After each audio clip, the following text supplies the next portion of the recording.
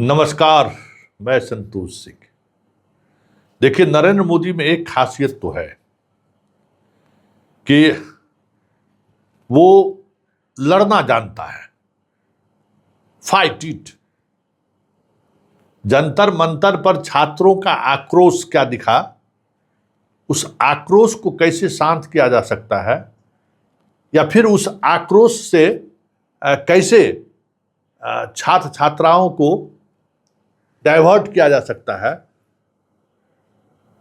लग गए हैं मोदी जी। अभी 5 बार इंस्टाग्राम पर आए, छात्रों से सब बात कहवे किए। अभी खबर आ रही है कि पूरे बिहार सहित पूरे देश में स्कूल और कॉलेज कल खुला रहेगा। समझे ना, 10,000 पूरे देश में स्कूल कॉलेज में नशा मुक्ति पर मोदी जी का भाषण होगा। 10,000 स्कूल कॉलेज में सभी को बुलाया गया है और वहां 1 करोड़ छात्रों को शपथ दिलाई जाएगी नशा मुक्ति। देखिए, बात यहां परीक्षा में कदाचार की हो रही है, बात यहां शिक्षा व्यवस्था में सुधार की हो रही है। अभी चल दिए नशा मुक्ति कराने के लिए, जैसे लगता है पूरे देश का युवा जो है नशे करने में लगा हुआ है। देख लीजिए क्या कार्यक्रम है, पोस्टर को जरा गौर से देखिए, क्या क्या कार्यक्रम कल है। यह आज बना है और आज इस कार्यक्रम को लॉन्च किया करने की तैयारी में पूरे देश को लगा दिया गया है। सोच लीजिए, मतलब ठीक है, उस बीमारी का इलाज करना मोदी के बस की बात नहीं है, ये बात लोग समझ रहे हैं। फास्ट ट्रैक कोर्ट बना देने से चीज़ों का समाधान हो जाएगा, ये संभव ही नहीं है, क्योंकि ये 1 लाख करोड़ के व्यापार का मसला है, बाजार का मसला है। और ये बाजार जो है ना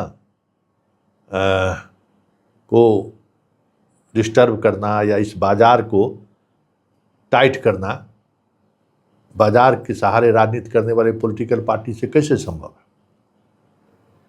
क्योंकि बात अगर बेहतर एजुकेशन की होगी, बात बेहतर परीक्षा सिस्टम की होगी, बात बेहतर माहौल की होगी, तब तो फिर कोचिंग माफिया पर भी नकेल कसना होगा, परीक्षा का सिंडिकेट चलाने वाले पर भी नकेल कसना होगा। तो जो कोटा जहाँ से लोकसभा के अध्यक्ष हैं, क्या वो होने देंगे क्या? तो फिर क्या किया जाए? 5 दिनों तक इंस्टाग्राम पर आके अलग अलग तरीके से उन्होंने अपनी बात को रखा है। अंत में छात्र को माफीनामा दे दिए, लेकिन इनको पता है कि इस मुद्दे पर ज़्यादा दिनों तक चर्चा नहीं की जा सकती है, और अगर चर्चा हुई तो फिर सरकार की परेशानी बढ़ेगी।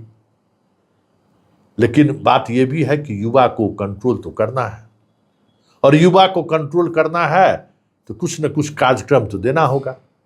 बिना कार्यक्रम को हम युवा को कैसे कंट्रोल करेंगे? तो यही कार्यक्रम है। कल जो है सो पूरे देश में नशा मुक्ति को लेकर शपथ लेंगे युवा पीढ़ी। मोदी जी भाषण देंगे, 40 मिनट तक लोग भाषण, सारे यूथ भाषण सुनेंगे। उसके बाद 100 दिनों तक कार्यक्रम चलेगा। सारे जितने भी सरकार की एजेंसी है, NCC, NS, जितने भी तरह के एजेंसी हैं, कॉलेज स्कूल जितने जगह हैं, सबको जिम्मेवारी दी जा रही है कि 100 दिनों तक नशा मुक्ति को लेकर पूरे कॉलेज से लेकर स्कूल से लेकर सार्वजनिक जगहों तक कार्यक्रम होगा पूरा। मतलब लोग भूल जाए कि जंतर मंतर पर कोई आंदोलन भी हुआ था, लोग भूल जाए कि जंतर मंतर पर जो आंदोलन हुआ था उसका विषय क्या था। लोग अमित शाह के इस्तीफा की मांग छोड़ दे, लोग चंदा चढ़ावा चोरी की चर्चा बंद हो जाए। हम युवाओं के बीच नशा मुक्ति के काम करने जा रहे हैं। बात समझे ना?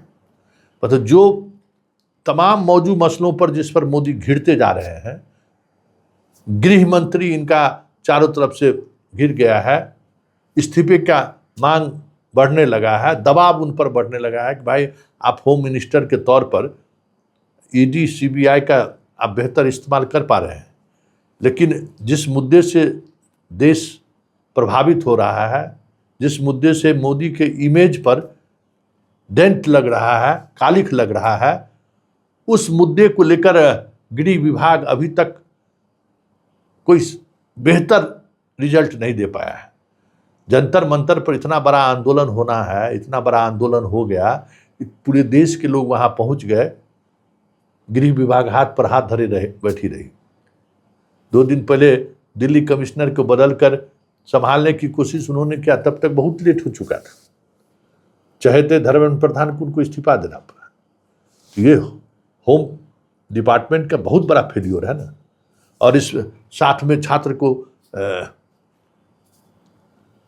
पैलेट गन का इस्तेमाल हुआ है। जिस तरीके से सुप्रीम कोर्ट में सुनवाई हो ही रही है, पूरे देश के डीजीपी और चीफ सेक्रेटरी से सुप्रीम कोर्ट रिपोर्ट मांगा है, जवाब देना है 2 तारीख को। ये सब मसला चल ही रहा है, सदन चल रहा है। अमित शाह सदन में आ नहीं पा रहे हैं, उनकी घेराबंदी हो रही है, देश स्तर पर माहौल बनने लगा है, तो फिर उसको कैसे रोका जाएगा? इससे बेहतर तरीका और क्या हो सकता है? तो यही है मोदी की खासियत। उन मुद्दों को डाइवर्ट कैसे किया जाए, उन मुद्दों को कैसे ध्यान भटकाया जाए, इसकी तकनीक इनको आता है। तो अभी तक तो धर्म के नाम पर, हिंदू मुसलमान के नाम पर, भारत पाकिस्तान के नाम पर कर लेते थे, लेकिन जंतर मंतर के आंदोलन के बाद इनको लग गया कि ये फार्मूला नहीं चलने वाला है। इस फार्मूले के सहारे अब चीज़ों को आगे नहीं खींचा जा सकता है। तो अब नशा मुक्ति के सहारे आए हैं। देश के युवाओं का ध्यान कैसे उस सवाल से हटे, देश के लोगों का चढ़ावा चोरी से ध्यान कैसे हटे,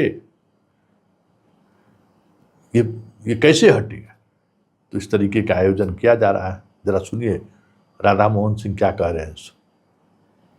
मोदी देश को सोचते हैं और देश को सोचते हैं, सबसे संवाद करते हैं, यही तो उनकी खासियत है। सुनिए क्या कह रहे हैं राधा मोहन सिंह। सर नीचे लोगों को एक मिनट यार।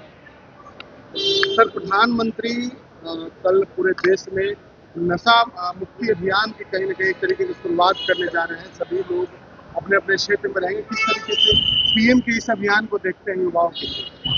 देखिए, माननीय प्रधानमंत्री जी के 12 वर्षों के कार्यकाल को यदि आप देखेंगे तो सिर्फ उन्होंने शासन का काम नहीं किया, सेवा का काम किया है और राष्ट्र निर्माण के लिए जितने परिश्रम हो सकते हैं उन्होंने किया है। अथक पथिक के रूप में राष्ट्र के विकास की यात्रा को आगे ले जा रहे हैं और हर क्षेत्र में हमारा देश मजबूत हो, और इस दृष्टि से सारी उनकी योजनाएं चलती है। और सिर्फ योजना भी नहीं बनाते बल्कि उसका आउटपुट भी देखते हैं। तो जितना वो ऐलान करते हैं, सबके पीछे उनका भाव ये होता है कि हमारा देश मजबूत हो, हमारा देश सिरमौर बने, और लक्ष्य है कि 2047 आते आते एक विकसित भारत का निर्माण हो और उसके जितने तत्व हो सकते हैं उसकी मजबूती के लिए वो काम कर रहे हैं। सर उपेंद्र कुशवाहा के पुत्र के लिए कहा जा रहा है देवेश जी का इस्तीफा हुआ है, क्या लगता है सर? किस तरीके से इसको देखते हैं आप? ये सबकी प्रक्रिया है, उसके तहत होगा ना। लगता है कि बीजेपी लगने से नहीं होगा, सबकी देखो लगने से कुछ नहीं होगा, सबकी प्रक्रिया है। कोई कैसे एमएलसी बनता है, कोई रिजाइन करता है, तो सबकी एक प्रक्रिया है, उसके तहत जो होना होगा सो होगा। उनके पुत्र को एमएलसी बनाया जाएगा। देखो एक प्रक्रिया है, उस प्रक्रिया के तहत क्या होगा वो आपको पता चलेगा। सर प्रधानमंत्री नरेंद्र मोदी ने उन बच्चियों को माफ किया है जिन्होंने उनके माता जी को गाली दिया। देखिए मेरा अपना अनुमान है, जो छात्र थे उसमें बड़े पैमाने पर असामाजिक तत्व भी थे और पॉलिटिकल पार्टी के जो ऑर्गेनाइजेशंस हैं उसके भी नेता उसमें थे, और वैसे लोगों के द्वारा जो उसके दुर्व्यवहार हुआ था, जिस प्रकार का आचरण हुआ था, वो निश्चित रूप से लोकतंत्र के माथे पर एक बहुत बड़ा कलंक है।